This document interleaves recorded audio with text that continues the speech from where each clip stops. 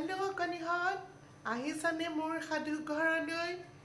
আইমাৰ সাধুঘৰলৈ? মই কিন্তু পালোহি দেই তোমালোকৰ সাধুঘৰ ধুনীয়া এটা সাধু লৈ। সাধু সাধু সাধু আমি শুনো সাধু, আইমাৰ মুখৰ ৰসাল সাধু কাণ পাতি শুধু। এতিয়া শুনিবা দেই এটা চোৰৰ কথা। এখন দেশত এখন গাঁও আছিলে। সেই গাঁওখনত এজনী বুঢ়ী মাকৰ লগত মানে আইতাকৰ লগত এটা নাতি ল'ৰা আছিলে।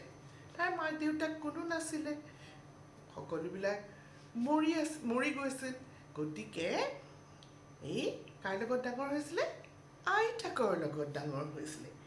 এদিন সি কি কৰিলে জানা? স্কুলৰ পৰা এখন ধুনীয়া ছবি থকা কিতাপ মনে মনে লৈ আহিলে। তাৰমানে সি চুৰ কৰি লৈ আহিলে। সি আহি পেলাই ফূৰ্তিত আৰু আইতাকক ক'লে, আইতা চোৱা, এইখন মই কি আনিছোঁ, ইমান যে ধুনীয়া ছবি আছে, এইখন কিতাপ মই স্কুলৰ পৰা চুৰ কৰি লৈ আহিছোঁ। আইতাকে তাক সেইদিনাখন একো নক'লে আৰু সেই কিতাপখন থ'বলৈ গৈ তাক ধুনীয়াকৈ পিঠা চিঠা বনাই খাবলৈ দিলে। সিও সুন্দৰভাৱে পিঠা চিঠা খাই সেই কিতাপখন পঢ়িবলৈ ধৰিলে। এনেকৈ থাকোঁতে কি হ'ল জানা? সি লাহে লাহে এই চোৰ বিদ্যাটো বেয়া বিদ্যা বুলি নাভাবি সেই কামটো বাৰে কৰিবলৈ ল'লে।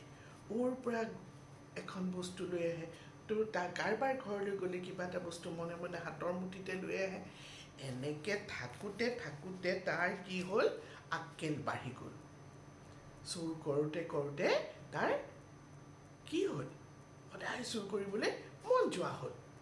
এদিন সি ৰজা ঘৰলৈ গ'ল আৰু দেখিলে বহুত ধন সোণ কাঁহী বাতি এইবিলাক পৰি আছে।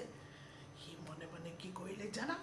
সেইবিলাক সি টোপোলা বান্ধি চুৰ কৰি মনে ওলাই আহিব ধৰোঁতে সেই ৰজা ঘৰৰ চিপাহীবিলাকে ধৰিলে নহয় তাক বন্দী কৰি পেলালে। বন্দী মানে এৰেষ্ট। তাক বন্দী কৰি পেলালে আৰু তাৰ এই কামৰ বাবে দণ্ড হিচাপে পানিছমেণ্ট হিচাপে কি দিলে, তাক মৃত্যুদণ্ড ঘোষণা কৰিলে। 100 গৰু মাৰিলে কি হয়? 100 গৰু মাৰিলে বাঘৰো মৰণ হয়।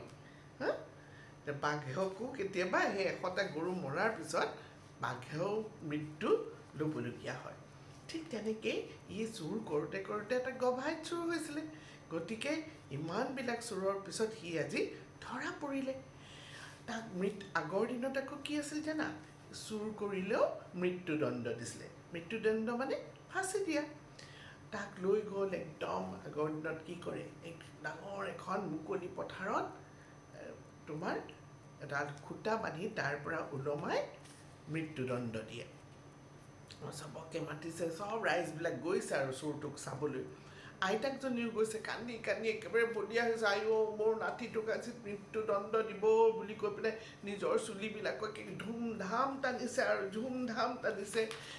টানি কান্দিছে আৰু বুঢ়িয়া ঢেকুৰীয়া আইঅ' মোৰ এটাই আছিলে, নাতি, সি আজি মৰিব এনেকৈ কান্দি গৈ পেলাই সেই ফিল্ডখন পালেগৈ, সেই মুকলি ঠাইখন পালেগৈ। আৰু সেই মানুহবিলাকৰ মাজত আইতাকক দেখি সেই চোৰটো দৌৰ মাৰি গৈ আইতাকক কোলাত দাঙি চবৰে মাজত ঘূৰাই ফুৰালে। ৰাইজসকল চাওক, এয়া মোৰ বুঢ়ীমা, এয়া মোৰ আইতা। মই সৰুতেই এদিন এখন কিতাপ চুৰ কৰি আনিছিলোঁ, সেইদিনাখন মোক আইতাই কোনো বাধাই নিদিলে আৰু এইটো কাম যে বেয়া কাম এবাৰলৈ নক'লে। সেইকাৰণেহে মোৰ আজি এই দশা হ'ল। গতিকে ৰাইজসকল কওক, কাৰ দোষৰ ফলত মই আজি চোৰ হ'লোঁ? চবেই আৰু বুঢ়ী খুব আৰু গালিগালাজ পাইছে, কিয় নিশিকালা তুমি? ভাল কথা শিকাব লাগে। সৰুতেই যদি ভুলবিলাক দেখুৱাই দিয়া নহয়, তেতিয়াহ'লেতো সেইবিলাক অভ্যাস হৈ যাব। গতিকে কি ক'লে যে বেছি মৰম কৰিলে নষ্ট হয় ল'ৰা ছোৱালী, বা সকলোৱে আদৰ কৰিব লাগে, কিন্তু বেয়া কথাত আদৰ কৰাটো ভাল নহয়। তাৰ ফল আজি বুঢ়ীয়ে হাতে পালে, আইতাই আজি হাতে পালে।